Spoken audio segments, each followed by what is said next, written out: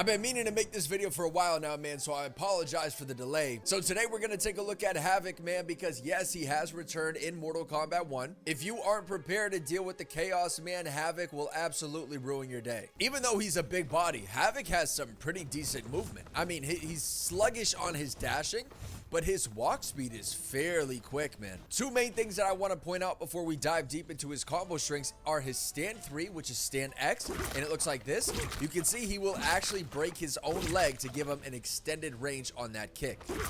As well as his down 4, you can see he will drop to the ground and kick your shin, and this actually has really good range on it, so this will always be good to check your opponent. So you have the stand 3, which is going to give you increased range, as well as his down 4. So starting with this basic attacks, man, we have the 1-1 combo string, as well as the 1-1-2. You can see the 1-1-2 is +3 on block, but when flawless blocked, it puts him -7. So you're going to get your turn back, and if you have a character with a 6-frame normal, you can actually punish him. But the 1-1 is also +3, and this does not have any disadvantage when flawless blocked. So the 1-1, you can see, is a high hitting normal into a mid.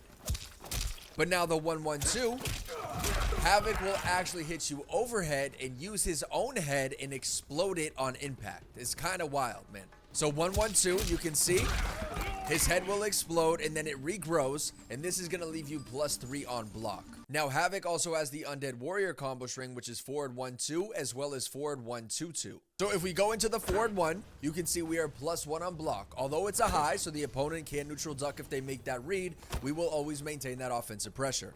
But the forward 1-2 will leave us -5, so this isn't going to be a true stagger combo string like the 1-1. So his forward 1-2-2 will actually leave him +3. So if you let that entire string rock, now your offensive pressure remains. And the good thing about the forward 1-2-2 string is that it actually hits overhead, so the opponent has to respect that. Now, like I said, it is an overhead, so to complement it, he has the drop dead combo string, which is forward 1-3 or forward square X, and this will actually hit low. So now there's a mind game with a 50-50 option. Because if I go into the forward 1-2-2, the opponent is going to assume it's going to hit overhead, so they're going to stand block. But now we have the option to go into the forward 1-3, which will hit low, and although it is -15, you can see the pushback that this move has. So with the forward 1-3, you have a low option that will technically leave you safe. I haven't found a character that can actually punish that combo string yet. Havik also has these two combo strings that correspond well within each other. So the Decaying Guard, which is 2-1 or triangle square, is +6 on block. But he also has the 2-2, which is triangle triangle, and this is -5 on block. So the 2-1, you can see, is a high into a mid. Now the 2-2, although it is a 2-input combo string, this is actually a 3-hitting normal. So you can see he hits high into an overhead right into another mid. So the mind game here is, am I going to do that, which is going to leave me +6, or am I going to go with the overhead option? Now, these next combo strings are where Havik becomes such a serious threat. So his back 2 looks like this. You can see it's an advancing mid. So this is going to be a great option in the neutral zone. But his back 2-2 is a double hitting mid, and this is going to leave him -4. So after the back 2-2, we go right into the 1+3, and you can see this gives Havik a throw. So even though this isn't a true command grab, Havik low-key has a tick grab in his combo string. So if we go into the back 2-2, 1+3, and the opponent is stand blocking, we are going to get that grab no matter what. The only way to prevent this grab from happening is to simply neutral duck and then get a punish. So if he goes into it and I neutral duck, I can now get a free punish every single time.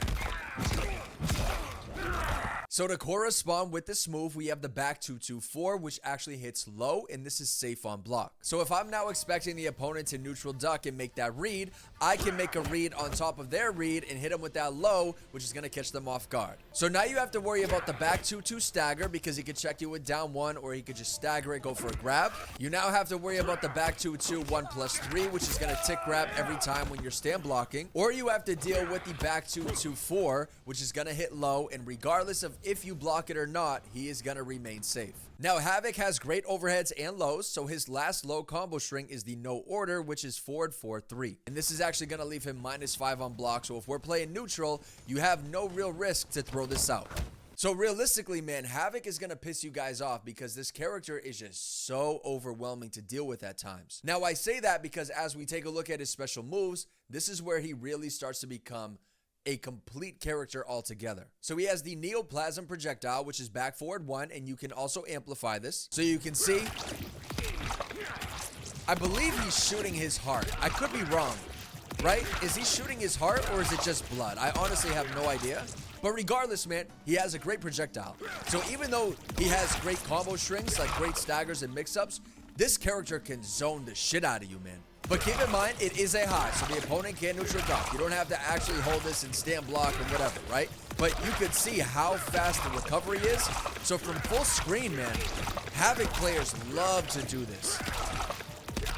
And when you actually amplify this special move, you can see it has a whole new animation and will actually go around the opponent. It's actually pretty cool. So this will essentially trap them full screen.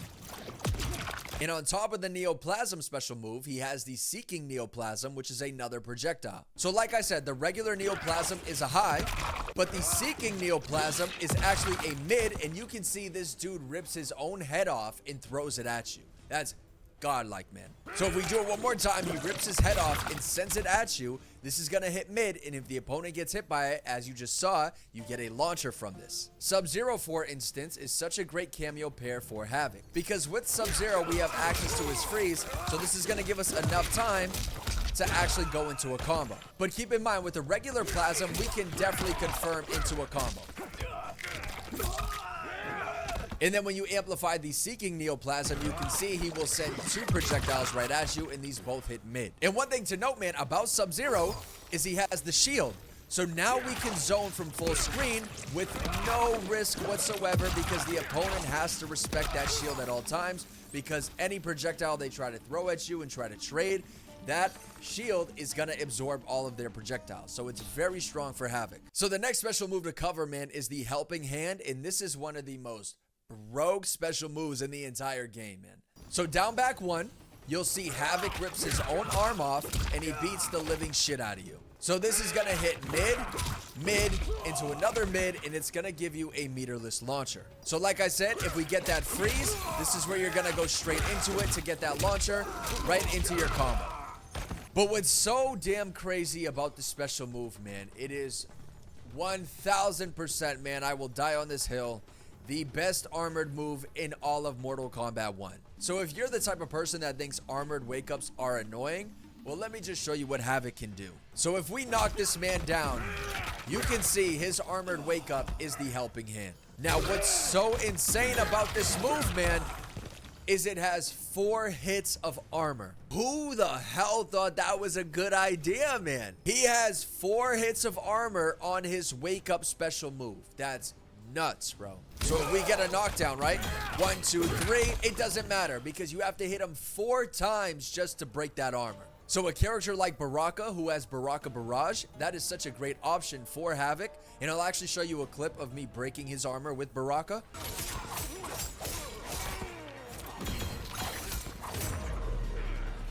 So if you don't have a move that is multi-hitting, that's super quick, Havik is gonna beat your ass with his arm every single time. So let's say we decide to wake up violence, right? We now get a free confirm. Do you see how strong that is, bro? So he has the Bloodbath special move, which is back forward 2. And when you enhance this special move, something crazy happens. So his back forward 2, you can see he does a somersault, and he grabs you and punches you in the face. Now this is a high, so the opponent can read and neutral duck. And on block, this is extremely unsafe. It's -22, so you will die every single time. So when you amplify this, you can see he will vomit on your face, and then he leaves a blood trail. I don't even know what it is, to be honest with you, in your mouth, right? So you're connected. So if I go into the special move one more time after the amplified, you can see Havik will snap his own neck, causing you to snap your own neck. This is unblockable. You cannot get out of that. There is no possible way to get out of that unless Havik makes a mistake. So let's say the opponent is low on health and we get a hit confirmed straight into that. Just put your controller down. There is nothing you can do, man. That is guaranteed damage, guaranteed unblockable for Havik. So if I go into it, right, and you just decide to play defense on wake up because you think that's gonna help you, well, I'm sorry, but it's not. Like, you are going to die every single time, guaranteed. But keep in mind, although this isn't unblockable, the damage scaling is severe. So definitely keep an eye out for that, because it's not like you can get a guaranteed 60% or something like that. the damage scaling is pretty harsh. But as you've seen already, man, his twisted torso is back. So this is just down back 4, and he does this little spin, his torso spin, and he punches you multiple times. So real quick, let's talk about some of his combo routes, especially with his aerial combo attacks. So he has the 1-2-3 as well as the 2-1-2, and this is actually my favorite combo string to use because you get a launcher from this one specifically. So like I said, you could do the back 2, right into the freeze, go into the ripped arm, 2-1-2, right into torso spin. We can also do something like this to get that unblockable setup.